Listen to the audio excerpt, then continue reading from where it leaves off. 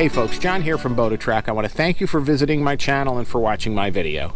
So today I want to talk about the Tractor Supply 25-ton log splitter with the Kohler SH series 196cc gasoline engine.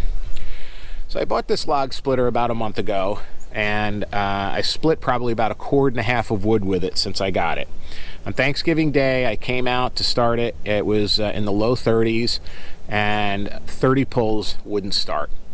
So I took the spark plug out, and I put some starter fluid in there, and wound the plug back in. Another 20 pulls before it started, and it started really rough, and it never really ran right for about a half an hour, and then after it got nice and warm, it seemed to run right again. So I had changed the fuel. I dropped the fuel out. I put new fuel in.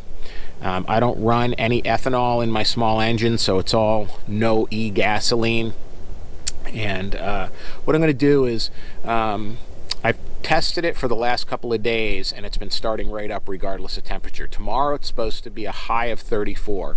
So we're going to come out tomorrow when it's nice and cold and the engine's cold, and I'm going to see if I can start it right up again. And if it works, then I'll feel pretty good that I got it fixed, and I'll tell you what steps I took to fix it. So these engines really aren't cold-blooded. They should start in any temperature. And the way they come from the factory leaves a little bit to be desired. So like I said, tomorrow I'll show you what I did to fix it, and maybe if you're having a problem, this will help you out too. So I'll see you tomorrow, and we'll do this together. Okay folks, so we're back. It's 2 days later because I had some stuff going on yesterday and just couldn't get to it. But I want to show you guys that it's 30 degrees out. You can see by the top there that it's 30 degrees out.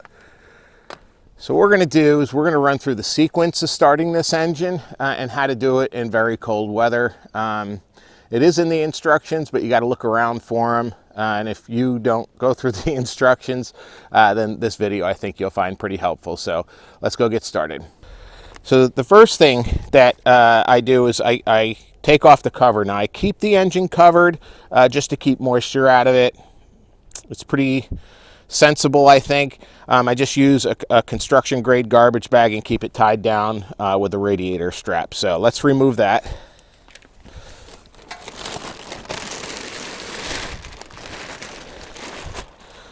Okay, now the first thing I do is I make sure that the engine is off, and it is. Okay, then I turn on the fuel. Okay, I turn the choke to full. I set the throttle to half, which is kind of right about there on the air cleaner cover. And then, because there's no priming bulb, I pull this 3 times easy.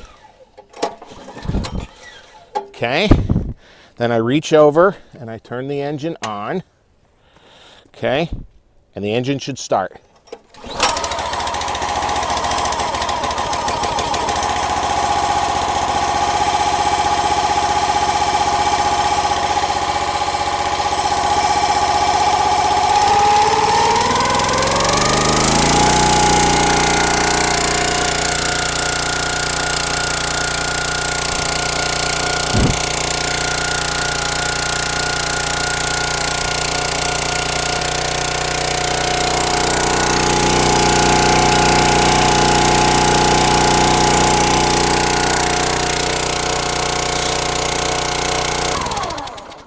Okay, so as you can see, it started right up. In order to stop it or to shut it down so that you're prepped for the next time you want to run it, all you simply do is shut the fuel off and let the gas roll out of the carburetor bowl. Let it go dry. That seems to also be part of the issue.